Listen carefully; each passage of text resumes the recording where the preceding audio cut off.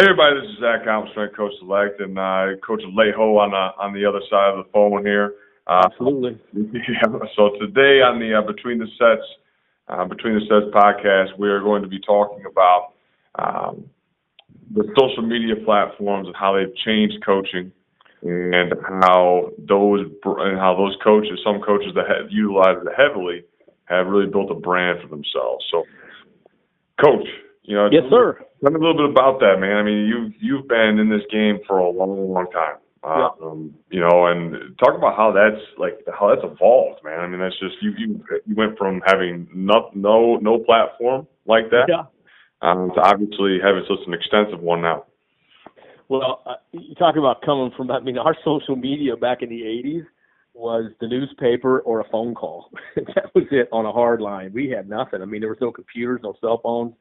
So, and the only other time was, back in those days I was handling football too. And, you'd meet up with the other head coach the night before for some dinner and hang out for a while, and you learn all kinds of stuff from their program there, because otherwise you never really heard about it. So all the way to today where, you and I were just talking about that before we went on live, how influential it is and how it's out there all over the place. Not just on, Twitter, Instagram, and Facebook, but, YouTube, Netflix, TED Talks, all these things, right? I think it's all terrific. Unfortunately, I've had the virtue of being in my 35th or 36th year of coaching, and, I can see how you weed that stuff out. You're coming in right now. If you're, 20, 25, I mean, you just, you're like an infant in terms of, so much activity. You just get too much stimulation. You don't know where to go. So, I think like anything in life, it's good and bad. I mean, technology is great, but we also know the downside of that too. Just like any other advancement in a method, techniques, philosophies. I think it's a great thing. I think you just have to be leery of one simple thing. You can easily be an expert on social media and know nothing about what you talk about. Yeah, that's the way it is. Just like, Yeah. The same type of deal, I think, where a lot of guys or, girls or coaches in general, like all of a sudden, oh, damn, they've got like 10,000 followers. They must know what the hell they're talking about. Right. And then of course there's an art to that. I mean, the good thing about Twitter is, it'll carry all your metrics for you. And of course there's dozens of other services you can subscribe to help you the right way to get followers. And it's not just, so here's the key to all this. It's not followers that get you popular. It's engagement by those followers. So not every follower engages. In other words, when you look at somebody, you and I both look at somebody and we see they got, 12,000 followers, you go, how does that happen? Well, I can tell you how that happens. Two things. One, they buy them. Or two, they just follow everybody. And then, the normal way to do it and think about it is, you follow me, I follow you. And all of a sudden this person appears to be popular. Well, really, it should appear that they're not popular. If you look at some of the really great ones, and of course there's exceptions, but if you look at the really great ones, you're talking about, 5, 6, 7,000, like that's a lot of organic followers where they're just looking at your stuff, getting on with you because they like what you're saying. And so when you're looking at somebody who's got a lot of followers and who is following a lot of people, that's probably why they got a lot of followers. And then you can look at the content and figure the other stuff out too. But, it's real easy to sit behind a computer and do whatever you want, say whatever you want, because you got no backlash really.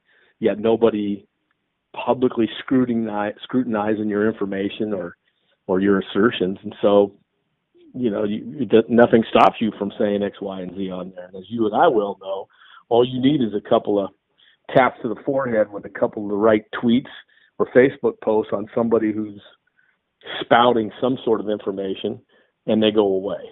And the reason they go away is because they got no chance. Yeah, I think that's definitely something like a lot of people don't think about. Or and there's also something to say there too is like there's a lot of coaches that yeah, there is a lot of people, kind of spewing stuff out of their mouths, but there's a lot of coaches that don't want to say anything. Yeah, and I think that's a shame, really. I was talking to Johnny Parker just a couple of days ago. I mean, gosh, talk about flattered, or I don't know if starstruck's really the word, but he searched my number out to find me and asked me if I could help out a guy. And I thought, wow, okay, my 36th year, I finally done something. Johnny Parker called me. But he was talking about all the stuff on me, and every now and then he pops on Facebook, right, not Twitter. But he says, I just don't, this and that and the other thing. I said, but we can't stop, because I feel that for sure in my 35th, 6th year, having done some things and been some places, that it's my responsibility to say something. And here's what I say to that. Be careful what you print and say, because somebody might believe you.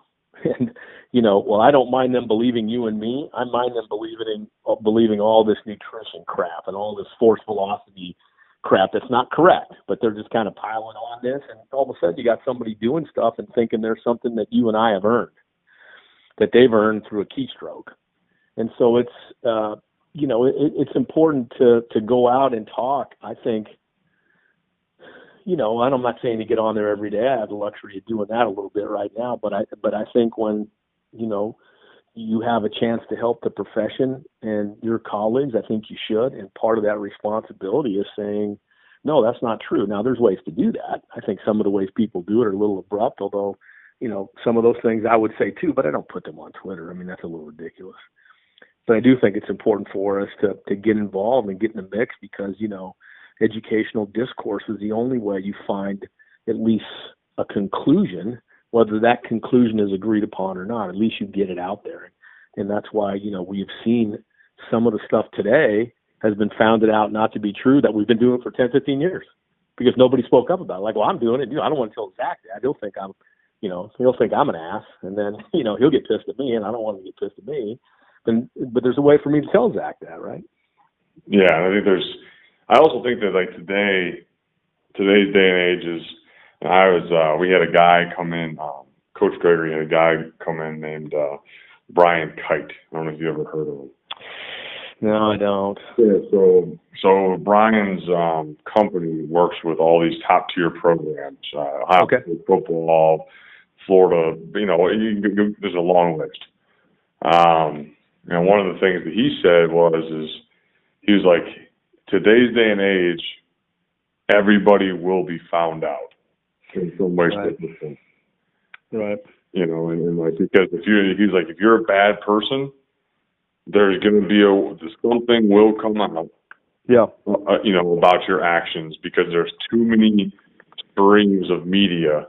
Yeah. For things not to happen. Or if you're speaking ill, or you're spewing the wrong things or non-factual things.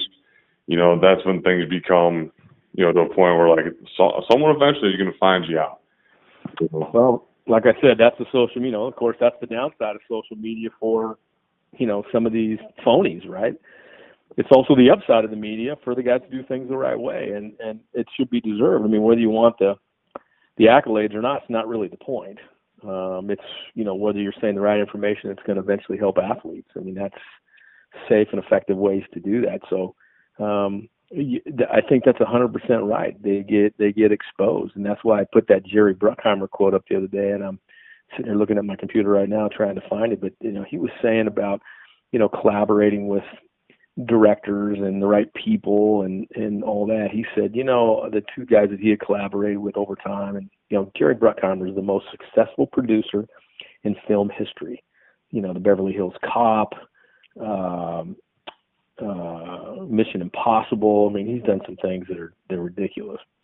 But he was talking about how you do that, and he said, talk about collaborating. If you ever get any pushback, he said, no, these guys are terrific. We work together. And then he immediately said, what I've found? That the real smart people, they're really collaborative. They listen. They're open to, making adjustments. And the guys who aren't so smart, they hold everything in really close because they're afraid to be found out. That's what he said right in this interview. And I thought, oh, gosh, he's in a similar industry that we're in, right? So, these guys that don't talk about training, I think some of them in part know. I mean, they're that smart anyway to know that I'm not quite sure if really what I'm doing is good. I like to say it until somebody calls me out on it, and then I bow out. But the other half are people that just like, it doesn't cross their mind. To me, it's important to me to get the good word out, and important for me to note people who are doing good work. Yeah, no, absolutely. I think it's now it is so easy to kind of create a platform for yourself and your program and what you do. Just through the different avenues of those social media. So let's move on to the next topic in terms of. Okay. You've seen so many coaches be able to build a brand for themselves. Yeah. Now I've got a couple of different takes on it. Okay. Now I think that there's a couple things that coaches do, and one is wrong and the other one is right. Okay. Hear it. My biggest problem with some avenues that coaches take is that their social media platforms are solely for them. Okay.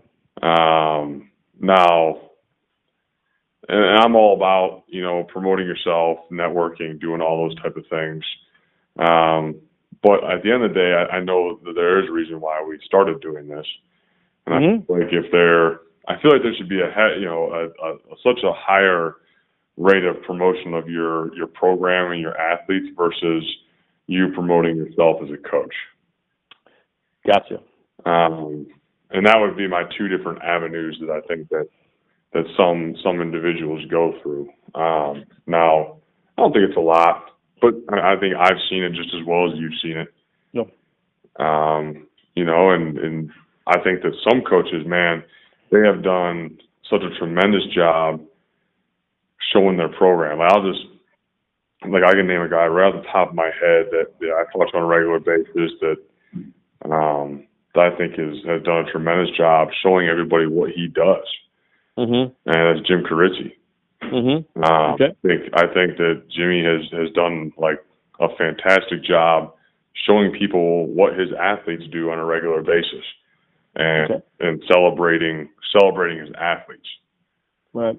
And I think that's the way to do it. Okay. What the hell do I know? No. Well, those are the two. Really, you hit right on. Those are the two spots. There's the person that's totally self-grandizing, right? And then there's the other one who's just saying, "Here's what we do." And then those are two different things. Clearly, you pointed that out, and I've heard that from not just older coaches, but other people too. Because I'm one of the older guys, certainly, usually the oldest guy in the room these days. But who says you guys got to get on board with this? And my colleagues, and not just older guys, but some younger, say, I just don't want to really promote myself. And I say, well, you're not. If you go on and say, look what I did, this was me, I made this guy run faster and jump higher, well, that's another story. But if it's good training methods and philosophies, I think Zach wants to hear it. I want to hear it. Johnny Parker, Al Vermeil, they want to hear it. So, there's a way to present yourself on there. And everybody, like you said, it's clear who's doing what for what, right? And so, again, I just go back to, in my own personal situation, I just think I have a responsibility to say, here's a method that I used that was supported by data that was good. Here it is. I'm just saying, use it if you want. You may have something better, something worse. I don't know, but I just think it's something that people should know. Because here's the other thing. How many times do you hear people say this crap? Oh, we use this thing and it really works. I say, what the hell does that mean? Works, like in which way? Well, it just, makes our guys faster. Okay, so you have data that says that, right? Here's where he's stuck.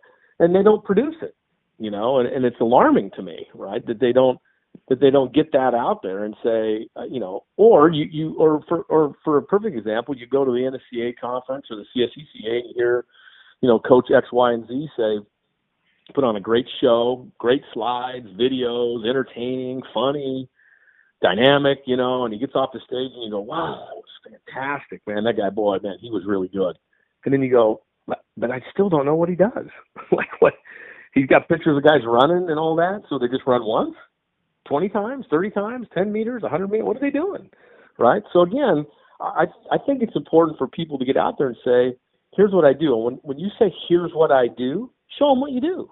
That doesn't happen very often, and so I've really spent more time saying, here's a program I wrote. It's real. This guy did this. This team did this, and here's what happened. It may not be fantastic results based on the things you did, but it gives you another idea, and again, puts another thought into the mix for all of us. But when you say the word brand, that turns people off, doesn't it? I would agree. Yeah. So, but that's a 2000 word from 2018 really, or 16 or whatever year it started. Just like I don't know, whatever other words are happening these days. It's the same old story for me, Zach. Like, tell me what it is and I'll tell you what we used to call it. Like brand was just your program. Like here's what we did at UCLA. That was my brand. Instead they just call it program. But you think about this, all the great coaches that and I know that we think are great coaches, that's their brand. What you're talking about is their brand. And so it's just a term that you shouldn't shy away from. And I say, look, it's happening out there. No great business, and by business I mean people who are have it's a beneficial to all. It's bringing in revenue, and no great business right now is running without a strong social media presence. That's a fact.